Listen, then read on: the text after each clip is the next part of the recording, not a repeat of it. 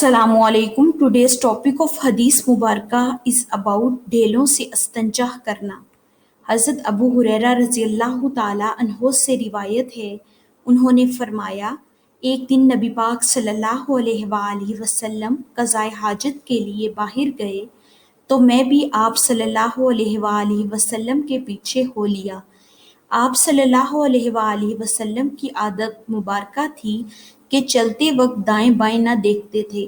جب میں آپ صلی اللہ علیہ وآلہ وسلم کے قریب پہنچا تو آپ صلی اللہ علیہ وآلہ وسلم نے فرمایا مجھے ڈھیلے تلاش کر دو، میں ان سے استنجا کروں گا، یا اس کی مثل کوئی اور لفظ استعمال کیا، لیکن ہڈی اور گوبر نہ لانا.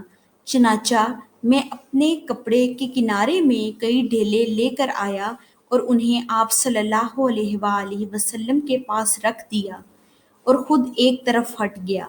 پھر جب آپ صلی اللہ علیہ وآلہ وسلم قضائے حاجت سے فارغ ہوئے تو ڈھیلوں سے استنجا فرمایا. Thank you for watching. Please like, share, subscribe our channel for more videos and hit the bell icon for notification.